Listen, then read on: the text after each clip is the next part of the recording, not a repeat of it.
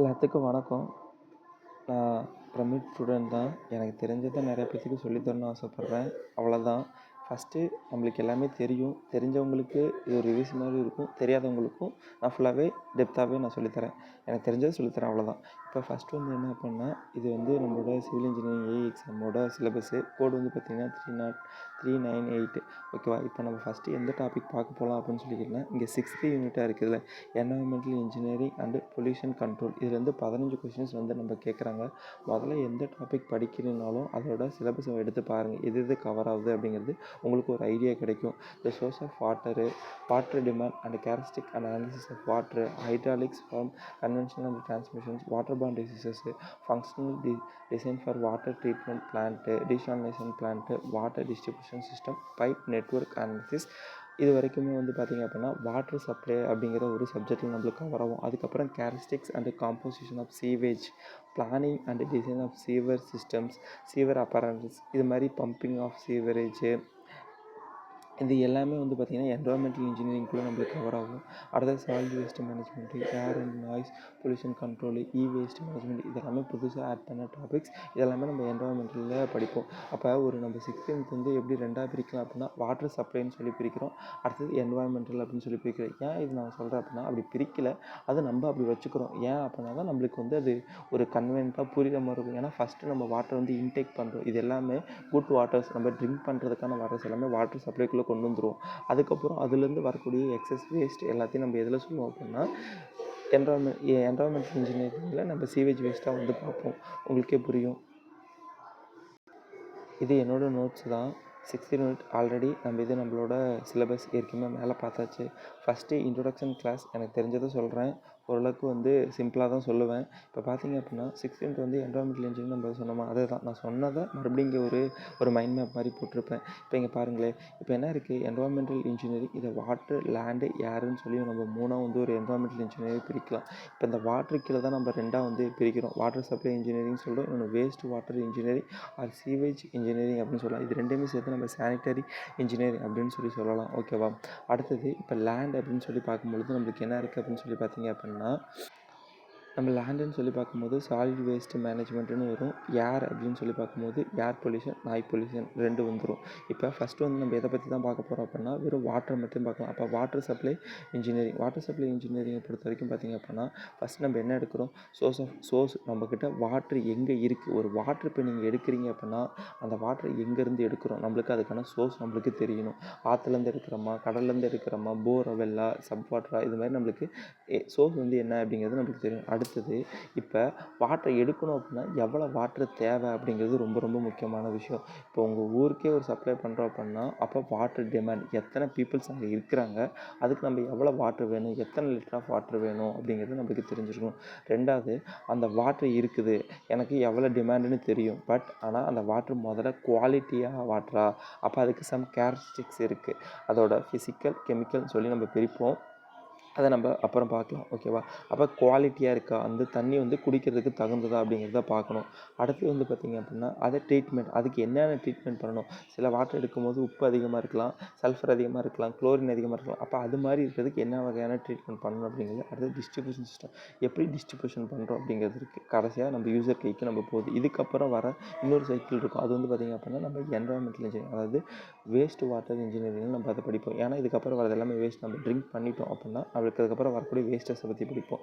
இதில் இந்த விதமான டாபிக்ஸ் எல்லாமே வந்து கவர் ஆகும். சிம்பிளாக உங்களுக்காக சொல்கிறதுக்காக டாபிக்ஸ் டு கவர் அப்படின்னு சொல்லி பார்க்கும்போது, வாட்டர் டிமாண்டு, அடுத்து source, quality of characteristics and treatment distribution, இந்த 2 இருக்குல்ல, குவாலிட்டி கேரக்டரிஸ்டிக்ஸ், இதுவும் ட்ரீட்மெண்ட்லேருந்து அதிகமான ஏஜ் நம்மளுக்கு வந்து கொஸ்டின்ஸ் வந்து கவர் ஆகும். ஓகேவா? இப்போ ஃபஸ்ட்டு வந்து என்னென்னா, இதெல்லாம் வந்து பேசிக்ஸ் தான், இதுலேருந்து எக்ஸாம்ஸ் கேட்க மாட்டாங்க. பட் ஆனால் இந்த கான்செப்ட் புரிஞ்சால் தான் நம்மளுக்கு பின்னாடி படிக்கிறதுக்கு வந்து பார்த்திங்க அப்படின்னா கொஞ்சம் நல்லாயிருக்கும். இப்போ வாட்டர் டிமாண்ட் அப்படின்னு சொல்லி பார்க்கும்போது, வாட்டர் டிமாண்ட், இப்போ வாட்டர் டிமாண்ட் என்ன, நம்மளுக்கு எவ்வளோ தண்ணி தேவைப்படுது அப்படிங்கிற டிமாண்ட் தானே. அப்போ அதை பற்றி பார்க்கணும் அப்படின்னா நம்மளுக்கு சில டேர்ம்ஸ் வேணும். அந்த டேர்ம்ஸை பற்றி இங்கே பார்க்க போகிறோம். பேசிக் பீரியட், டிசைன் பீரியட். அப்போ டிசைன் பீரியட் அப்படிங்கிறது என்ன அப்படின்னா, ஒன்றும் இல்லை, இப்போ ஃப்யூச்சரில் அந்த ஸ்ட்ரக்சர் எத்தனை வருஷத்துக்கு தாங்கணும் அப்படிங்கிறத நம்ம டிசைன் பண்ணுறாங்க, அதான் டிசைன் பீரியட். உன்னோட வாழ்நாள், இப்போ ஒரு எக்ஸ்பிரி டேட், ஒரு ப்ராடக்ட் இருக்குது அப்படின்னா அந்த ப்ராடக்டோட நம்ம எக்ஸ்பிரி டேட் அப்படின்னு சொல்லுவாங்க. அப்போ அதை மாதிரி டிசைன் பீரியட், இந்த ஸ்ட்ரக்சர் இத்தனை வருஷத்துக்கு நல்லா ஒர்க் ஆகணும், எந்த டேமேஜும் இல்லாமல் ஃபங்க்ஷன் ஆகும் அப்படிங்கிறதான் வந்து டிசைன் பீரியட்னு சொல்லுவோம் சிம்பிளாக. அதை எப்படி டெஃபினேஷனாக சொல்கிறாங்கன்னா பாருங்களேன், future period for which the provision is made in a water supply schemes is called as a design period. அவ்வளோதாங்க, வேறு ஒன்றுமே இல்லை.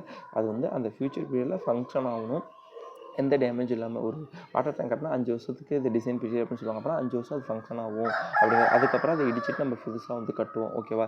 இப்போ இதே வந்து பார்த்திங்கன்னா சில புக்ஸில் இதெல்லாமே எக்ஸ்ட்ரா பாயிண்ட்ஸ் நான் எழுதுனது. இப்போ பார்த்திங்கன்னா பாத் டப் கவ்ஸ் அப்படின்னு சொல்லுவாங்க. அப்போ பாத் டப் கவ்னா பெருசாலாம் ஒன்று தெரிஞ்சுக்கோன்னா பாத் டப் கவ்னு ஒன்று இருக்குது. அதை வச்சு நம்ம எதை டிஃபைன் பண்ணுவாங்கன்னு கேட்டாங்க அப்படின்னா டிசைன் பீரியட் வந்து டிஃபைன் பண்ணுவோம். இப்படி தான் கொஸ்டின்ஸ் வரும். இப்போ இதில் வந்து பார்த்திங்கன்னா நான் போட்டிருக்க மாதிரி கிராஃப் இருக்கும். ப்ராபபிலிட்டி அண்ட் ஃபெயிலியர்ஸ் அதுக்கும் டைமுக்கும் நம்ம வந்து ஒரு கிராஃப் வரைஞ்சிருக்கோம். அந்த கிராஃபில் அந்த கர்வ் வந்து பார்த்திங்கன்னா ஒரு டர்ப், அதாவது ஒரு இது மாதிரி இருக்கும். ஓகேவா? அதில் ஃபஸ்ட்டு மேலே இருக்க டிபி அப்படிங்கிறது என்னென்னா அது டோட்டல் பீரியட், அந்த ஸ்ட்ரக்சரோட டோட்டல் பீரியட் தான் வந்து டிபி. அதே வந்து கீழே இருக்கக்கூடிய அந்த ஒரு எப்படி சொல்கிறது, அந்த ஷேப்பில் இருக்குல்ல, அந்த மீதி இருக்கக்கூடிய அந்த ஒரு டேஷாக போட்டிருக்கல, அந்த கேபிட்டல் டி டாட் பி அப்படிங்கிறது என்னென்னா டிசைன் பீரியட் அப்படின்னு சொல்லுவாங்க. அப்போ அந்த ஸ்ட்ரைட்டாக இருக்க போர்ஷனை மட்டும் நம்ம கொண்டு வரது என்ன சொல்கிறோன்னா டிபின்னு சொல்கிறோம். அப்படின்னா டிசைன் பீரியட். மேலே இருக்க ஃபுல்லாக எடுத்தோம் அப்படின்னா அது டோட்டல் பீரியட். இது மட்டும் தெரிஞ்சுங்க. அப்போ டர்ப் பாத் கர்வ் எதுக்கு ஃபைண்ட் ஆகுது அப்படின்னு கேட்டால் டிசைன் பீரியடை ஃபைண்ட் பண்ணுறதுக்கு யூஸ் ஆகுது. இது ஒரு கொஸ்டினாக வந்து எஸ்எஸ்சியில் கேட்டிருக்காங்க. அடுத்தது இப்போ பார்த்திங்க அப்படின்னா நான் எந்தெந்த இது கொஸ்டின் பாயிண்ட்டுன்னு சொல்லிடுறேன், எது கான்செப்ட்னு சொல்லிடுறேன். மேக்ஸிமம் கான்செப்ட் இருக்கும், சிலதில் வந்து பார்த்திங்க அப்படின்னா கொஸ்டின்ஸ் இருக்காது. என்னென்ன கொஸ்டின்ஸ், அது எப்படி கொஸ்டின் கேட்பாங்க, எங்கே கேட்டாங்க அப்படிங்கிறதே நான் தெரிஞ்சால் சொல்லிடுறேன். ஓகேவா? அடுத்தது ஃபேக்டர் அஃபெக்டிங் டிசைன் பீரியட். இப்போ நம்ம வந்து என்ன பார்த்தோம், அதாவது எதை பற்றி பார்த்துருக்கோன்னா டிசைன் பீரியடை பற்றி பார்த்துருக்கோம். இப்போ என்னென்ன ஃபேக்டர்ஸ்லாம் அஃபெக்ட் பண்ணல அந்த டிசைன் பீரியட் அப்படின்னு சொல்லி கேட்டிங்க அப்படின்னா சில ஃபேக்டர்ஸ், ஒரு 5 ஃபேக்டர்ஸ் வந்து அஃபெக்ட் பண்ணுது. ஒன்று durability, difficulty in expansion, availability of fund, rate of interest, populations. இந்த 5 இது வந்து நம்ம வந்து அஃபெக்ட் பண்ண சொல்லுவாங்க. எப்படி இதை அஃபெக்ட் பண்ணு கேட்டிங்கன்னா, இப்போ டியூரேஷன் வந்து நம்மளுக்கு இன்க்ரீஸ் ஆகுது. ஒரு ஸ்ட்ரக்சரோட டியூரேஷன் வந்து 50 வருஷத்துக்கு டிசைன் பண்ணுறப்பன்னா அதோட டியூரேஷன் நம்ம இன்க்ரீஸ் பண்ணி என்ன ஆகும், டிசைன் பீரியடுமே நம்மளுக்கு வந்து இன்க்ரீஸ் தான் ஆகும். ஓகேவா? அதே வந்து டிஃபிகல்ட்டி இன் எக்ஸ்பான்ஷன், ஃபியூச்சரில் ஒரு இடைஞ்சலான இடம் அப்படிங்கிற பட்சத்தில் அதை நம்ம இப்போவே நல்லா கட்டிடணும். இப்போ ஏன்னா ஒரு வாட்டி அதை கட்டிட்டு அப்படின்னா அதுக்கப்புறம் மறுபடியும் அந்த ஸ்ட்ரக்சர் மேலே கை வைக்க முடியாது. இப்போ எக்ஸாம்பிள் ஒரு பஸ் ஸ்டாண்ட் ஒரு கன்ஜெக்டடான இடத்துல இருக்குது அப்படின்னா திருப்பி நம்ம ரிப்பேர் பார்த்துருக்க முடியாது. ஏன்னா அங்கே பாப்புலேஷன் அதிகம், அந்த இடத்துல நம்ம டிராஃபிக் கண்ட்ரோல் பண்ண முடியாது. அப்போ அந்த இடத்துல நம்ம திருப்பி கட்ட முடியாது. இது மாதிரி ஏதாவது நம்மளுக்கு வந்து டிஃபிகல்ட் டு எக்ஸ்பென்ஷன், அதை மறுபடியும் எக்ஸ்பென்ஷன் பண்ண முடியல, டெவலப் பண்ண முடியல அப்படின்னா அதை கட்டும்போது எப்படி கட்டுவோம், நல்லா ஸ்ட்ராங்காக இருக்க மாதிரி கட்டிடுவோம் அதிக ஃபண்டு போட்டு. அப்போ அது வந்து டிசைன் பீரியட் அதுக்கு அதிகமாக தான் இருக்கும். அடுத்து வந்து பார்த்திங்க அப்படின்னா அவைலபிலிட்டி ஆஃப் ஃபண்ட் அப்படின்னா நம்மக்கிட்ட ஃபண்டு அதிகமாக இருக்குது, காசு அதிகமாக இருக்குன்னா டிசைன் பீரியட் கண்டிப்பாக ரொம்ப வருஷத்துக்கு நாங்கள் தான் கட்டுவோம். உங்கள்கிட்ட காசு அதிகமாக இருக்குன்னா வீடு வந்து நல்லா கிராண்டாக தான் கட்டுவோம். அது மாதிரி தான் ரேட் ஆஃப் இன்ட்ரெஸ்ட். நீ கடன் வாங்கி கட்டுற அப்படின்னா உனக்கு ரேட் ஆஃப் இன்ட்ரெஸ்ட் அதிகமாக இருக்குன்னா நீ கண்டிப்பாக என்ன பண்ணுவேன், கொஞ்சம் வருஷத்துக்கு தாங்கினா போதும், ஏன்னா என் சக்திக்கு இவ்வளோ தான் கட்ட முடியும் அப்படிங்கிறத கட்டுறோம். அதனால் டிசைன் பீரியட் குறையும். அது பாப்புலேஷன்ஸ் அதிகமாக இருக்க டிசைன் பீரியட் வந்து குறையும். இது ஒரு எக்ஸாம் பாயிண்ட் மாதிரி கேட்பாங்க. ஏன் அப்படின்னா பாப்புலேஷன் இன்க்ரீஸ் ஆக நம்ம நல்லா ஸ்ட்ராங்காக கட்ட நினைப்போம். அப்படி தப்பு. பாப்புலேஷன் அதிகமாக நம்மளோட இது வந்து அந்த மாடல் அதுக்கான கெப்பாசிட்டி அப்படிங்கிறது நம்மளுக்கு வந்து குறைஞ்சிட்டே போகும். இப்போ வந்து ஒரு சிட்டி இருக்குது அப்படின்னா அந்த சிட்டியில் நம்ம கட்டுறோம் அப்படின்னா ஒரு வாட்டர் டேங்க் வந்து ஒரு 1000 பேர் இருக்க மாதிரி கட்டியிருக்கோம். ஆனால் அந்த பாப்புலேஷன் டக்குன்னு இன்க்ரீஸ் ஆச்சுன்னா அடுத்த வருஷமே அது வந்து 2000 போச்சுன்னா நம்ம கட்டின ஸ்ட்ரக்சர் ஃபெயிலியர் ஆகிடும். ஏன் அப்படின்னா தண்ணியை வந்து ஸ்டோர் பண்ணி வைக்க முடியாது, நமக்கு அதிகமாக அப்போ இடிச்சு கட்டுற மாதிரி இருக்கும். அப்போ பாப்புலேஷன் அதிகமாக ஆகிற மாதிரி இருந்துச்சு அப்படின்னா அந்த ஸ்ட்ரக்சரோட டிசைன் வந்து நம்ம கம்மியாக தான் கட்டுவோம். ஏன் அப்படின்னா இடிச்சிட்டு கட்டுற மாதிரி கட்டுவோம். அடுத்தது வந்து டிசைன் ப்ரிஃபர் ஸ்ட்ரக்சர். ஒவ்வொரு ஸ்ட்ரக்சருக்கும் நான் சொன்னேன் எத்தனை வருஷம் தாங்கணும் அப்படின்னு சொல்லி சில எக்ஸாம்பிள்ஸ் இருக்குது. இதில் வந்து ஒரு 1 மார்க் கேட்பாங்க. இப்போ பாருங்க, இப்போ டேம் அப்படின்னா டேம் எத்தனை வருஷத்துக்கு கட்டணும் அப்படின்னா 50 வருஷத்துக்கு வந்து நம்ம வந்து ஸ்ட்ரக்சர் டிசைன் பீரியடாக வச்சு கட்டுவோம். இன்டெக் ஸ்ட்ரக்சர் அப்படின்னா தண்ணி இருக்கக்கூடிய ஸ்ட்ரக்சர் பேர் தான் இன்டெக் ஸ்ட்ரக்சர்னு சொல்லுவோம். அதை 30 வருஷத்துக்கு கட்டுவோம். வாட்டர் ட்ரீட்மெண்ட் பிளான்ட் வந்து நம்ம 15 வருஷம் தாங்குற மாதிரி கட்டுவோம். பம்பாக இருந்துச்சு அப்படின்னா 15 வருஷம். ஓவர் ஹெட் டேங்காக இருந்துச்சு அப்படின்னா அதை நம்ம வந்து 15 வருஷத்துக்கு வந்து நம்ம கட்டுவோம். ஓவர் ஹெட் டேங்க் அப்படின்னா நம்ம வாட்டர் டேங்காக தான் சொல்லுவோம் ஓவர் ஹெட் டேங்க். அப்படி இல்லை அப்படின்னா சர்வீஸ் ரிசர்வ்னு சொல்லுவாங்க. இது ரெண்டுமே ஒரே பேர் தான். ஓகேவா? ஓவர் ஹெட் டேங்க்னாலும் சர்வீஸ் ரிசர்வ்னாலும் ஒரே டேங்க். இது எல்லாத்தையும் 15 வருஷத்துக்கு தான் கட்டுவோம். டிஸ்ட்ரிபியூஷன் நெட்வொர்க் அப்படிங்கிறது வந்து பார்த்திங்க அப்படின்னா 30 வருஷத்துக்கு. ஏன் இது 30 வருஷம் 50 வருஷம் வேறுபடுது அப்படின்னா இப்போ வாட்டர் ட்ரீட்மெண்ட் பிளான்னா வந்து அது ட்ரீட்மெண்ட் பண்ணுறது அது அடிக்கடி மாற்றிட்டு தான் இருக்கும். அப்போ 15 மோட்ரு அப்படிங்கிறதும் பம்ப் அப்படிங்கிறது 15 வருஷத்துக்கு தான் தாங்கும். அதே மாதிரி வாட்டர் ஹெட் டேங்க் அது வந்து பாப்புலேஷன் இன்க்ரீஸாக மாறும். அதனால் அதெல்லாம் 15 வருஷத்துக்கு தான் கொடுக்குறோம். ஆனால் டேமில் அது சும்மா கிடிச்சிருச்சு கட்டணும் கட்ட முடியும். அப்போ 50 வருஷத்துக்கான ஸ்ட்ரக்சர் போட்டு தான் கட்ட முடியும். இன்டெக் ஸ்ட்ரக்சரும் பிரச்சனை இல்லை. அங்கே வந்து தண்ணி எடுத்து நம்ம சப் பண்ணி வேறு இடத்துக்கு அனுப்புறது தான். அப்போ அது 30 வருஷத்துக்கு நம்ம தாராளமாக கட்டிக்கலாம். டிஸ்ட்ரிபியூஷன் சிஸ்டம் அப்படிங்கிறது பைப் லைன்ஸ் அது 30 வருஷத்துக்கு கட்டிட்டு அப்படின்னா வீட்டுக்கு வந்து போயிட்டே இருக்கும். ஏன்னா சும்மாக்கே அந்த எடுத்துகிட்டு போட்டிருக்க முடியாது. பட் அது ஓரளவுக்கு 30 வருஷத்தை நம்ம கட்டிக்கலாம். இது மட்டும் கொஸ்டின் கேட்பாங்க. எதுவுமே எனக்கு தரல, வெறும் ஆவரேஜ் டிசைன் பீரியட் அப்படின்னு சொல்லி கேட்டாங்க அப்படின்னா அந்த ஸ்ட்ரக்சருக்கு வாட்டர் சப்ளை ஸ்கீமை பொறுத்த வரைக்கும் 30 வருஷம் டிசைன் பீரியடாக வச்சு நம்ம கட்டலாம். ஓகேங்களா. அடுத்தது வாட்டர் டிமாண்ட். இப்போ வந்து டிசைன் பீரியட் பற்றி பார்த்தாச்சு. அடுத்து வாட்டர் டிமாண்ட் எப்படி கண்டுபிடிக்கிறது அப்படின்னு சொல்லி கேட்டிங்கன்னா ஒன்றும் இல்லை. வாட்டர் டிமாண்டை பொறுத்த வரைக்கும் பார்த்திங்க அப்படின்னா எவ்வளவு பாப்புலேஷன்ஸ் இருக்குது பர் கேபிட்டா டிமாண்டு.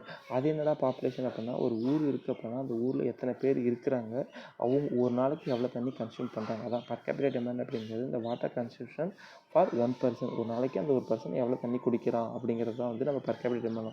இப்போ 1000 பேர் இருக்காங்க இன்ட்டு ஒரு ஆள் வந்து 5 லிட்டர் தண்ணி குடிக்கணும், 1000 × 5 அவ்வளோதான். இதான் வந்து நம்மளுக்கு வாட்டர் டிமாண்ட் அப்படிங்கிறது கிடச்சிரும். இப்போ இந்த பாப்புலேஷன் எப்படி கண்டுபிடிக்கிறது, அதுக்கப்புறமேட்டுக்கு இந்த பர் கேபிட்டா எவ்வளவு இருக்கும் ஒவ்வொரு பர்சனுக்கும், ஹை கிளாஸ் பீப்புள்னா எவ்வளோ, லோ கிளாஸ் பீப்புள்னா எவ்வளோ, இதை பற்றி பார்த்தா போதும். இந்த ஃபார்முலா பேசிக்காக தெரிஞ்சுக்கோங்க. இதில் இருந்து சம் கொஸ்டின்ஸ் வரும். எப்படி வரும் அப்படின்னா அந்த பாப்புலேஷன் கண்டுபிடிக்கிறதுக்கு சம் மெத்தட்ஸ் இருக்குது.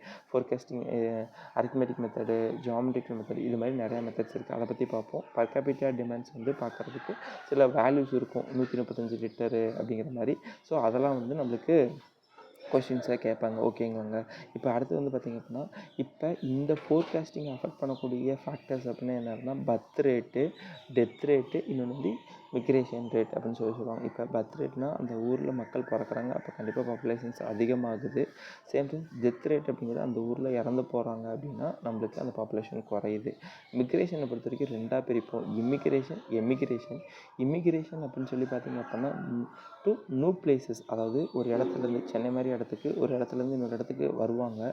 எமிக்ரேஷன் அப்படின்னா எக்ஸிட் ஃப்ரம் த பிளேசஸ். இப்போ பீகார்லாம் அந்த இடத்துல பஞ்சமாக இருக்குது அப்படின்னா வேறு ஊருக்கு பிழைக்கிறதுக்காக போவாங்க. இதெல்லாம் வந்து பார்த்திங்கன்னா எமிக்ரேஷன்ஸில் வரும். இப்போ இதில் ஒரு கவ் இருக்குது. என்ன கவ் அப்படின்னா பாப்புலேஷன் வர்சஸ் டைமுக்கு நம்ம ஒரு கவ் வரைவோம். இந்த கவ் வந்து எப்படி இருக்கும் அப்படின்னா எஸ் கவ் மாதிரி இருக்கும். இங்கே பாருங்கள், எஸ் கவ் மாதிரி இருக்கும். ஃபஸ்ட்டு இது வந்து என்ன ஆகுதுன்னா இந்த இவ்வளோ தூரத்துக்கு இது எக்ஸ்பான்ஷியல் க்ரோத்துன்னு சொல்லுவாங்க, அதாவது நல்லா வளர்கிற க்ரோத்தாக இருக்குது. அடுத்து கான்ஸ்டன்ட் க்ரோத்தாக போயிட்டுருக்கு, ஸ்ட்ரைட் லைன் மாதிரி போகுது. அடுத்து வந்து இந்த இடத்துல ஸ்ட்ரைட் லைன் மாதிரி இருக்கும், இப்படி ஸ்ட்ரைட் லைன் மாதிரி போகுது. இந்த இடத்துல பார்த்திங்கன்னா அதுக்கப்புறம் போக டிக்ரீஸிங் ஆகுது அப்படின்னு சொல்லுவாங்க. ஓகேங்களா. அப்போ இந்த கிராஃப் பாப்புலேஷனுக்கும் டைமுக்கும் வரைஞ்சோம் அப்படின்னா ஒரு எஸ் மாதிரி கவ் கிடைக்குது. ஃபஸ்ட்டு அது இன்க்ரீஸ் ஆகுது, அப்புறம் கான்ஸ்டன்டாக போகுது, அப்புறம் டிக்ரீஸ் ஆகுது. அப்போ இந்த கவ் பேர் என்ன சொல்லுவாங்க அப்படின்னா பாப்புலேஷன் க்ரோத் கவ் அப்படின்னு சொல்லுவாங்க, இல்லைனா லாஜிஸ்டிக் கவ் அப்படின்னு சொல்லுவாங்க. ஓகேவா. இப்போ இதில் என்ன இதுலேருந்து எப்படி கொஸ்டின்ஸ் வரும் அப்படின்னா இந்த பாப்புலேஷன் க்ரோத் கவ் ஆர் லாஜிஸ்டிக் கவ் அப்படிங்கிறது லுக் லைக் எப்படி இருக்குது, எஸ் ஷேப்பில் இருக்குது. ஆமாம், பார்க்க இது எப்படி இருக்குது, எஸ் ஷேப்பில் இருக்குது அப்படின்னு சொல்கிறாங்க. அடுத்தது இப்போ கான்ஸ்டன்ட் க்ரோத் லுக் லைக் எப்படி இருக்குது, கான்ஸ்டன்ட் க்ரோத் இருக்குல்ல, நான் சொன்னல இங்கே ஒரு ஸ்ட்ரைட் லைன் மாதிரி இருக்கும் அப்படின்னு சொல்லுவாங்க. அப்போ லுக் லைக் ஸ்ட்ரைட் லைன் மாதிரி இருக்குது அப்படின்னு சொல்லியிருப்பாங்க. அடுத்தது இப்போ வேறு என்ன பார்க்கலாம் அப்படின்னா இப்போ அந்த பாப்புலேஷனை கண்டுபிடிக்கிறதுக்கு சம் மெத்தட்ஸ் வந்து இருக்குது. என்னென்ன மெத்தட்ஸ் அப்படின்னு சொல்லி பார்த்தீங்க அப்படின்னா ஒரு நம்மக்கிட்ட arithmetic increasing method, geometrical increasing method இன்னொரு பேர் என்ன அப்படின்னா யூனிஃபார்ம் இன்க்ரீசிங் மெத்தட்னு சொல்லுவாங்க. அதேமாதிரி இந்த அரித்மெட்டிக் இன்க்ரீசிங் மெத்தட் நம்ம வரையும் போது நம்மளுக்கு எப்படி கிடைக்கணும், கிராஃப் ஸ்ட்ரைட் லைனாக கிடைக்கும். ஓகேவா. அடுத்து வந்து பார்த்திங்கன்னா இன்க்ரிமெண்டல் இன்க்ரீசிங் மெத்தட் அப்படின்னு சொல்லுவாங்க, மூணாவது மெத்தடு. இந்த 3 மெத்தட் தான் ரொம்ப இம்பார்ட்டன்ஸ். ஓகேவா. அடுத்து வந்து பார்த்திங்கன்னா டிக்ரீசிங் ரேட் க்ரோத் மெத்தட்னு சொல்லுவாங்க. இது வந்து எப்படி இருக்கும் அப்படின்னா இதில் வர கிராஃப் கியூபிக் பேரபோலாவாக இருக்கும். இது ஒரு கொஸ்டின் கேட்டிருக்காங்க. கியூபிக் பேரபோலா அப்படிங்கிறது எந்த கிராஃபில் அரைவ் ஆகும் அப்படின்னு கேட்டிங்கன்னா டிக்ரீசிங் ரேட் க்ரோத் மெத்தடில் தான் வந்து நம்மளுக்கு அரைவ் ஆகுது. இந்த சப்ஜெக்ட் முடிச்சுட்டு இந்த சப்ஜெக்ட்டுக்கான கொஸ்டின்ஸையும் நம்ம பார்த்துடலாம். அடுத்தது சிம்பிள் கிராஃபிக்கல் மெத்தட்னு ஒன்று இருக்குது, காம்ப்ளெக்ஸ் கிராஃபிக்கல் மெத்தட்னு ஒன்று இருக்குது. அடுத்தது வந்து பார்த்திங்கன்னா master plan method or zoning மெத்தட்னு சொல்லுவாங்க. அடுத்தது ஜுவாலஸ்டிக் லாஜிஸ்டிக் க்ரோத் மெத்தட் அப்படின்னு சொல்லி ஒன்று இருக்குது. ஓகேங்களா.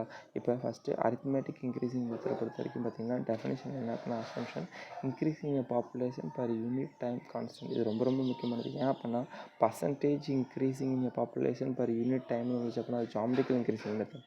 வெறும் இன்க்ரீசிங் பாப்புலேஷன் கேட்டாங்க அப்படின்னா அரித்மெட்டிக்கல் இன்க்ரீசிங் மெத்தடாக வந்து இருந்திருக்கும். ஓகேங்களா.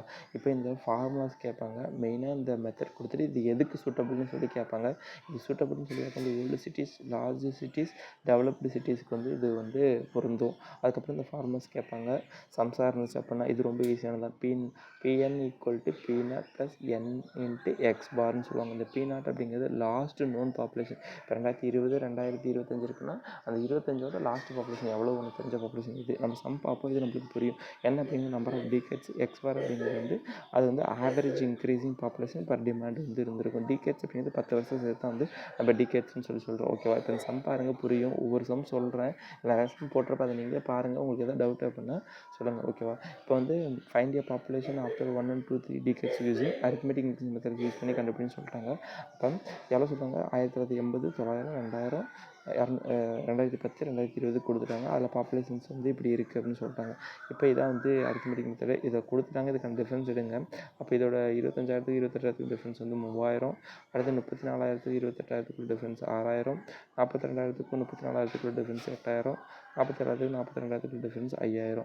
இப்போ இந்த டிஃப்ரென்ஸ் எடுத்து இந்த டிஃப்ரென்ஸ் எல்லாத்தையும் கூட்டினா நமக்கு 22,000 வரும்.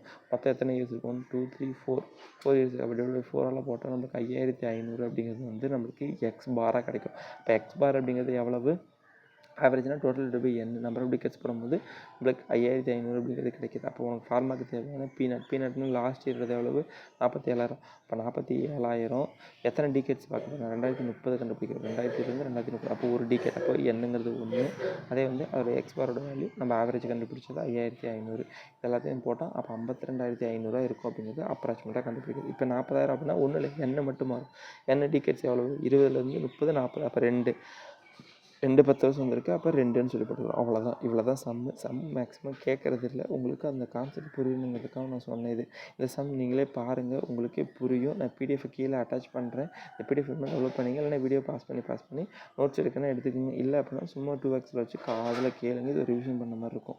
அடுத்தது geometrical increasing method. Geometrical increasing method எங்கே யூஸ் பண்ணுறேன்னு அடிக்கடி கேட்பாங்க. இந்தியாவில் வந்து யூஸ் பண்ணுற மெத்தட் வந்து ஜாமெட்ரிக்கல் இன்க்ரீசிங் மெத்தட் தான். இப்போ இதோட அசம்ப்ஷன் நான் சொன்னல, பர்சன்டேஜ் இன்க்ரீசிங் பாப்புலேஷன். அங்கே வெறும் increasing population, percentage increasing population சொல்லி வந்திருக்கு. இதோட ஃபார்முலா வந்து பார்த்திங்கன்னா காம்ப்ளெக்ஸ் இன்ட்ரெஸ்ட் மெத்தட் இருக்குல்ல, அது மாதிரி தான். அதாவது கூட்டுது வட்டி முறை மாதிரி தான் நம்மளுக்கு வந்திருக்கு இந்த formula. Pn equal to P0 1 + R/100 × whole power n. அவ்வளோதான். இல்லை என்னங்கிறது உங்களுக்கே தெரியும். Pnங்கிறது நம்மளுக்கு வேணுங்கிற வருஷத்தை கண்டுபிடிக்கக்கூடிய பாப்புலேஷன். P0 அப்படிங்கிறது லாஸ்ட் வர பாப்புலேஷன்ஸ். ஆறுங்கிறது ஆவரேஜ் பர்சன்டேஜ் இன்க்ரீஸ். இடத்துல பர்சன்டேஜுங்கிறது ரொம்ப முக்கியம். அதனால தான் இங்கே பர்சன்டேஜ்னு உங்களுக்கு நான் வட்டம் போட்டு காமிச்சேன். பர்சன்டேஜ் அப்படிங்கிறது டெஃபினிஷனில் அதனால தான் இருக்குது. இப்போ இது எங்கே சூட்டபிள்னு கேட்பாங்க. அதாவது இந்தியா மாதிரி யங்கான சிட்டிஸ், டெவலப்பிங் சிட்டிஸ்க்கு வந்து இது ரொம்பவே பொருந்தும் அப்படின்னு சொல்லுவாங்க. இதுக்கு எக்ஸாம்பிள் நீங்களே பாருங்கள். இதே மாதிரி கேட்குறாங்க. இந்த வருஷத்தோட இது கொடுத்துட்டாங்க, இவ்வளோ பாப்புலேஷன் இது இருக்குதுன்னு. இப்போ எப்படி அங்கே ஆவரேஜ் கண்டுபிடிச்சோமோ 28,000க்கும் 25,000 டிஃப்ரென்ஸு, இதுக்கான டிஃப்ரென்ஸ் பார்க்கும்போது நம்மளுக்கு இவ்வளோ கிடைக்கிது. இப்போ இதுக்கு நம்ம பர்சன்டேஜ் எடுக்கணும். அப்போ 3000ல் 25,000க்குள்ள பர்சன்டேஜ் எவ்வளோ? இதுதான் 3000, 25,000. இதுக்கு 2க்குள்ள பர்சன்டேஜ் 100 போட்டாங்கன்னா நம்மளுக்கு 12% கிடைக்கிது. இப்போ இதே மாதிரி 6,000க்கு 28,000க்கும் 8,000க்கும் 34,000க்கும் 5,000க்கும் 42,000க்கும் நம்ம பர்சன்டேஜ் எடுத்தோம் அப்படின்னா ஒரு பர்சன்டேஜ் கிடைக்கும். இந்த பர்சன்டேஜ் எல்லாத்தையும் நம்ம கூட்டி ஆவரேஜ் எடுத்தோம் அப்படின்னா நம்மளுக்கு 17.2 அப்படிங்கிறது நம்மளுக்கு கிடைக்கிது. இப்போ ஆர் உங்களுக்கு தெரிஞ்சு அப்போ இந்த ஃபார்முலாவில் கொண்டு போய் சப்ஸ்டியூட் பண்ணுங்கள். இதை சப்ஸ்டியூட் பண்ண நம்மளுக்கு நாங்கள் ஆர் கிடச்சிருச்சு. P0 உங்களுக்கு தெரியும். என்னங்கிறது எத்தனை வருஷத்துக்கு வேணும் அதே தான். அதை போட்டோம் அப்படின்னா நம்மளுக்கு ஆன்சர் வந்து கிடச்சிரும். இவ்வளோ தான்.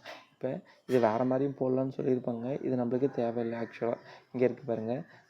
இது உங்களுக்கு நான் வேணுங்கிறது மட்டும் சொல்கிறேன். அதெல்லாம் தேவையில்லை. அது வந்து முதல்ல வந்து எப்படி கண்டுபிடிக்கணும், ஆவரேஜாக கண்டுபிடிக்கணும் அப்படின்னா ரூட் எடுத்து தான் கண்டுபிடிக்கணும் ஆவரேஜுக்கு. ஆனால் நம்ம என்ன பண்ணுறோம், எல்லாத்தையும் கூட்டி டிவைட் பண்ணிக்கிறோம். அது பேர் ஆவரேஜ் கிடையாது. எல்லாத்தையும் பெருக்கி ரூட் எடுத்தால் தான் ஆவரேஜ் கிடைக்கும். அதான் வந்து உண்மையான ஆவரேஜ். ஆனால் இப்படி எடுத்தால் நம்மளுக்கு அப்புறம் ஆன்சர் கிடைக்கும். அவ்வளோதான். ஓகேவா? இப்போ பாருங்க, Pn equal to P0 1 + R/100 whole power n. இதை சால்வ் பண்ண சொன்னால் ஆர் எவ்வளவு? 17.2 போட்டாச்சு. எவ்வளவு? P0 47,000 கடைசி வேல்யூ. அது நம்ம எத்தனை வருஷம் 2030 கண்டுபிடிக்கும். அதனால் 1 n. இதை சால்வ் பண்ணி நம்மளுக்கு ஒரு 55,084 அரித்மெட்டிக் மெத்தட் கண்டுபிடிக்கணும். இதுதான் வந்திருக்கும். ஸோ இதுதான் ஆன்சர் அப்படின்னு சொல்லி பார்த்துக்கோங்க. ஓகேவா? வேறு மெத்தட் இருக்குது. இது ஒன்றும் இல்லை. இதே தான் ஃபார்முலா 6 மட்டும் வச்சுக்கிட்டு மீதி எல்லாத்தையும் எங்களுக்கு தள்ளி விடுறோம். அப்போ இங்கே இருக்கிற P0 டிவைடட் P0 வந்துடும். அடுத்து வந்து பார்த்திங்கன்னா இங்கே இருக்கிற n வந்து √1/n அப்படிங்கிற மாதிரி நம்மளுக்கு வந்துடும். இங்கே அதான் இது மூலியமாக கண்டுபிடிக்கலாம் அப்படின்னு சொல்லியிருப்பாங்க. போதும். சம்ஸ் நீங்களே பாருங்கள். எதாவது டவுட்ஸ் இருந்துச்சுன்னா வந்து கேளுங்க. ஓகேவா? இப்போ முக்கியமானதை எல்லாத்தையும் கவர் பண்ணிடுறேன். அப்போ வந்து geometrical method show the value higher then the arithmetic increasing method. எப்போதுமே ஒரு வேல்யூ கண்டுபிடிக்க அப்படின்னா ஜாமெட்ரிக்கல் இன்க்ரீசிங் மெத்தட் அதிகமான வேல்யூ தரும் கம்பேரிட்லி. எது அப்படின்னா அரித்மெட்டிக் இன்க்ரீசிங் மெத்தடை விட. இதே மாதிரி எல்லாத்தோடையும் அதிகமாக இருக்கிறது ஜாமெட்ரிக்கல் இன்க்ரீசிங் மெத்தட். அடுத்தது இன்க்ரிமெண்டல் இன்க்ரீசிங் மெத்தட் பார்ப்போம், அதுவும் கம்மியாக தான் இருக்கும் அப்படிங்கிறது சொல்கிறேன். இப்போ அடுத்து இதுவும் அதே சம் தான், சும்மா பாருங்கள். அடுத்து வந்து இன்க்ரிமெண்டல் இன்க்ரீசிங் மெத்தட். இதுக்கு இந்த ஃபார்முலாஸ் மட்டும் முக்கியம். எந்த இதுக்கு யூஸ் ஆகும்னு கேட்டிங்கன்னா எனி சிட்டிஸ் எல்லா சிட்டிஸும் யூஸ் ஆகும்.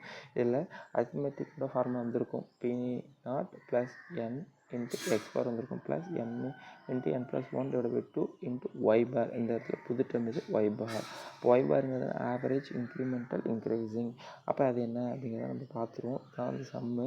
பின்ன நம்ம வந்து அரித்மெட்டிக் மெத்தடுக்கு வந்து டிஃப்ரென்ஸ் எடுத்த மாதிரி 28,000க்கு 25,000 டிஃப்ரென்ஸ் எடுத்தால் 3000. இது மாதிரி இதுக்கான டிஃப்ரென்ஸ் அப்படின்னு எடுப்போமா.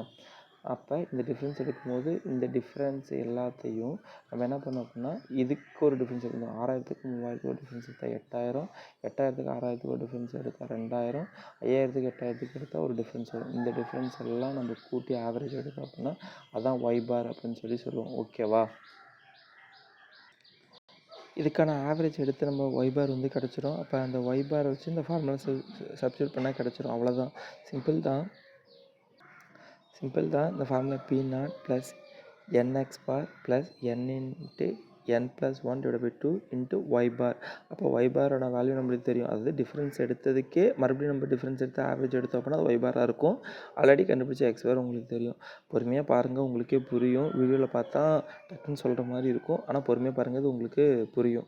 அடுத்தது பார்த்திங்கன்னா லாஸ்ட் இயரோட பாப்புலேஷன் நம்மளுக்கு 47,000 தெரியும். அதோட n தெரியும், எக்ஸ் பார் தெரியும், அடுத்து n தெரியும். அடுத்து ஒய்யை சப்ஸ்டியூட் பண்ணோம் அப்படின்னா நம்மளுக்கு ஆன்சர் கிடச்சிடும் அப்படின்னு சொல்லுவாங்க. அப்போ இந்த 3 வேலையை சப்ஸ்டியூட் பண்ணி போகும்போது நம்மளுக்கு ஃபைனலாக எப்படி தெரியுது அப்படின்னு சொல்லி பார்த்தீங்கன்னா இதுதான் கொஸ்டின்ஸ் கேட்பாங்க ஏஐ எக்ஸாமில். எப்போதுமே ஜாமெட்ரிக்கல் இன்க்ரீசிங் மெத்தடோட வேல்யூ எப்படி இருக்குது, அதிகமாக இருக்குது கம்பேரிவ்லி எல்லாத்த விடையும். அடுத்தது எந்த வேல்யூ அதிகமாக இருக்குன்னா இன்க்ரிமெண்டல் இன்க்ரீசிங் மெத்தடில் கண்டுபிடிச்சி அதிகமாக இருக்குது. அதுக்கப்புறம் தான் நமக்கு அரித்மெட்டிக் இன்க்ரீசிங் மெத்தட் அப்படிங்கிறது வந்திருக்கு. அப்போ எந்த வேல்யூ அதிகமாக இருக்கும், ஜாமெட்ரிக்கல் இன்க்ரீசிங் மெத்தட் அதிகமாக இருக்கும். அடுத்தது இன்க்ரிமெண்டல் மெத்தட், அடுத்தது அரித்மெட்டிக் மெத்தடு வந்து கம்மியாக இருக்கும் இருக்கிறதுலே. இது தெரிஞ்சுக்கணும். அடுத்தது நம்ம நாலாவது என்ன மெத்தட் பார்த்தோம், டிக்ரீசிங் ரேட் மெத்தடு. அப்போ இதில் சொல்கிறதுக்கு ஒன்றும் இல்லை, பர்சன்டேஜ் ஆஃப் பாப்புலேஷன் டிக்ரீசஸ் இருக்கிற கண்ட்ரிக்கு வந்து இது சூட்டபுளாக இருக்கும். ஓகேவா.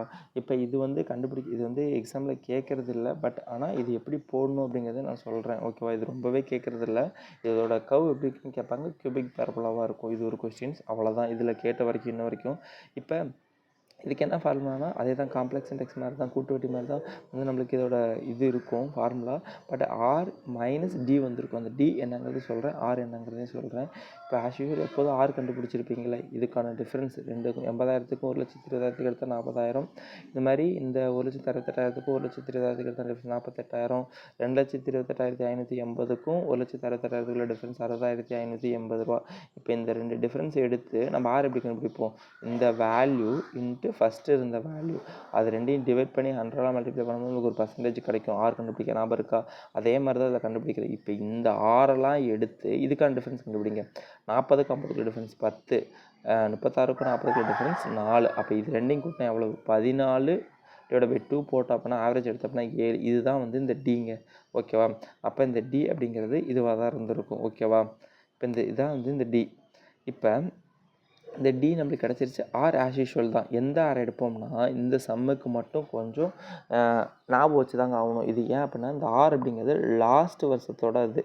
லாஸ்ட் வருஷத்து எவ்வளோ, 36%. அப்போ 36% மைனஸு எவ்வளவு டி, 7. அப்போ இந்த 7 போட்டோம் அப்படின்னா /100 போட்டு ஆஸ் யூஷுவல் எப்போதும் உங்களுக்கு தெரியும் P0 தெரியும் 1 ப்ளஸ் ஆறுங்கிறது நம்ம கண்டுபிடிச்சி வச்சு 36 லாஸ்ட் வருஷத்தோடது, டிங்கிறது இங்கே கண்டுபிடிச்சி வச்சுருக்கோம் 7. ஓகே. இப்போ இதை போட்டு நம்ம எத்தனை வருஷத்துக்கு கண்டுபிடிக்கிறோம், 30ங்கிறது ஒரு டிக்கெட். அப்போ 1ன்னு போட்டு என்னோட வேல்யூ போட்டு சப்ஸ்டியூட்னா ஒரு வேல்யூ கிடைக்குதா. இது இப்போ ரெண்டாவது வருஷத்துக்கு கண்டுபிடிக்கும் போது என்ன பண்ணால் இந்த ஆறு வந்து மறுபடியும் 36 எடுத்துக்கக்கூடாது.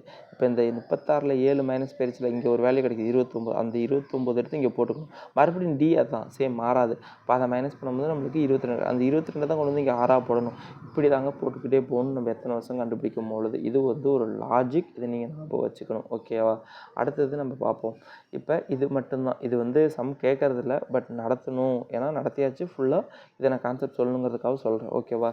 இவ்வளோ தான் வந்து நம்மளோட decreasing rate of growth method. அடுத்தது நம்ம என்ன பார்க்குறோம் அப்படின்னா சிம்பிள் கிராஃபிக்கல் மெத்தட். இது ரொம்ப ஈஸிங்க. இப்போ சிம்பிள் கிராஃபிக்கல் மெத்தட் அப்படின்னா எது இருக்கும், பாப்புலேஷனுக்கும் டைமுக்கும் நம்ம ஒரு கிராஃப் வரைவோம். அந்த கிராஃப் ஆல்ரெடி 2020 2010 பாப்புலேஷன் இப்படி வளர்ந்துட்டு போகுதுன்னா இதுக்கப்புறம் வரக்கூடிய பாப்புலேஷனை ஏதாவது ஒரு எக்ஸ்பர்ட், ஏதாவது ஒரு வல்லுநரை வச்சு அவங்க கையால் எக்ஸ்டெண்ட் பண்ண வைப்பாங்க. அப்படி பண்ண வைக்கிறது தான் வந்து என்னென்ன அப்படின்னா சிம்பிள் கிராஃபிக்கல் மெத்தட். இது அக்யூரேட்டாகவே இருக்காது. ஏன் அப்படின்னா இது அவரு தானே அவரோட அசம்ஷனில் வரைகிறார், அவரோட நாலேஜ் வச்சு.